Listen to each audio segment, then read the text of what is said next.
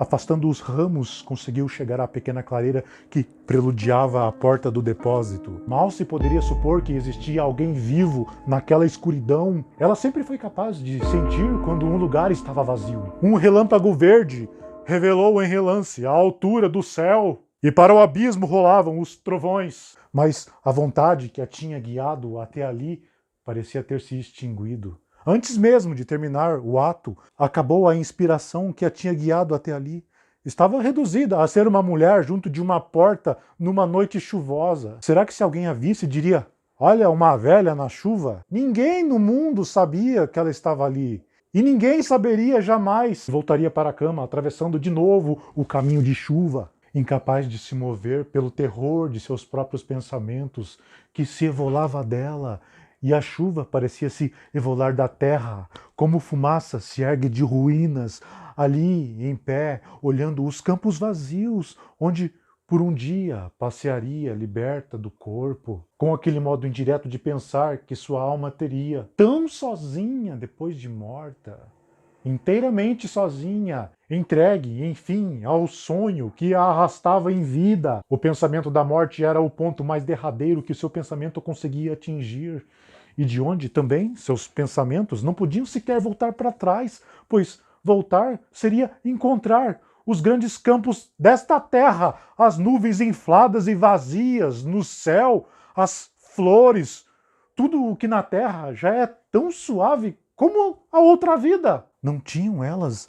a serena loucura e a delicadeza da outra vida? Porque também florzinhas eram na terra a marca nauseante da outra vida. E era então que, mesmo as casas com suas vidas por dentro, lhe pareciam construídas fragilmente demais, sem consciência do perigo que havia e não serem mais profundamente enraizadas no chão. As casas e as pessoas estavam apenas pousadas sobre a terra, aquela sucessão de provisórios sobre uma terra que não tinha sequer fronteiras que delimitassem onde uma pessoa vive em vida e onde vive em morte. Aquela terra que talvez fosse o próprio lugar onde a alma um dia passearia perdida. A moça conseguia ver vindos do longe os sinais para onde um dia ela própria poderia ir. Quais seriam os outros sinais? Às vezes, este sinal era a súbita percepção ali, na árvore, tão sólida, e aquela suavidade suspeita. Mas como? Como não distinguir os outros sinais, embora às vezes o silêncio soprasse? Todo o trabalho daquela moça que tinha uma vez caído no mistério de pensar era procurar inutilmente provas de que a morte seria o seu sereno fim total, e isso seria a salvação. E ela ganharia sua vida, mas com sua tendência para a minúcia, o que conseguia era os indícios contrários. Uma galinha que voava mais alto que o comum tinha aquela naturalidade do sobrenatural. Uma cobra, mas que, juro, estava ali há um minuto e não está mais. A rapidez com que as coisas sumiam, a rapidez com que ela perdia lenços e não sabia onde tinha deixado a tesoura, a rapidez com que as coisas se transformavam em outras coisas. Ou a cabeça de um cavalo que, de repente, ela descobria num cavalo a cabeça adicionada como uma máscara de espanto naquele corpo sólido. Tudo isso, obscuramente, era um indício de que depois da morte começava a vida. E como que se jogando de uma ponte, se existem milhares de modos de ver, a moça se enganchou para sempre em um deles. E num voo atravessou o umbral da porta, se lançando à procura do homem. E quando seu corpo bateu no dele, no escuro, ela teria que confiar. E fechou intensamente os olhos, se entregando toda ao que havia de inteiramente desconhecido naquele estranho, ao lado do mínimo conhecível, que era o seu corpo vivo. A moça se sentiu salva, e eles se amaram como casados se amam quando perdem um filho. Seus olhos eram como olhos de quem tem a boca amordaçada. Eles eram estranhos um ao outro pela intransponível individualidade que estamos condenados. Um homem não tinha a suavidade das mulheres. Um homem desmentia por um instante a outra vida. A moça saiu do depósito ainda tonta, e foi então que, como se seus olhos olhassem de frente, Ela teve a ideia de si mesma como se visse. E as mãos, sem apoio, se arranharam na árvore, que no escuro lhe tinha sido jogada à frente. Estava viva e resplandecente de horror. Estaria viva nessa vida ou já na outra? Teria talvez ultrapassado o vago horizonte? Pensou se na verdade não teria morrido sem saber nos braços do homem. E sua alma estava ali, branca e vacilante. Se ajoelhou junto ao tronco que a tinha ferido, sem nenhuma vergonha. Pediu a Deus para ser eterna.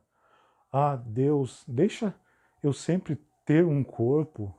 As lágrimas corriam pelo rosto, que ainda estava feliz, porque não tinha tido tempo de mudar de expressão. Qualquer vida me basta. Nem inteligente eu sou. Para que então me dar tanta importância? Basta me deixar de lado e me esquecer. Quem sou eu para morrer? Seu rosto se encostou ao tronco, como a um outro rosto rugoso, e ela sentiu aquele cheiro de barro sujo, que é tão simples, o cheiro de sua própria vida na terra. No fundo, ela se entendia e entendia. Sua forma de entender é que, por mistério de palavras, se fazia tão difícil. Foi mais ou menos isso que ela sentiu abraçada ao bom tronco de árvore. Mas ela não conseguia dizer adeus ao perfume morno que vinha de corpo vivendo e nas mãos cegas sentiu a árvore áspera. E se para isso fomos tão bem feitos, então Ermelinda, já muito cansada, teve vontade de enfim ceder e de enfim seguir na sua vocação, que era a de um dia morrer. Quando a segunda-feira amanheceu, as abelhas já rondavam as flores doídas. Já às 9 horas, a alma apodrecia entre os mosquitos. Às 9 horas, só os fios de aranha eram delicados na luz. Tudo mais um ensopado de feltro que custava a secar. E o peso do próprio peso. Em toda parte tinha chovido. A chuva da noite parecia ter sido uma imaginação de todos. O que se passa de noite não se usa de dia. Martim estava com os olhos avermelhados pela insônia. As moscas azuladas brilhavam imundas. A horrível malícia do homem seria apenas aquela de sua expressão ou já era também peculiar a de sua personalidade?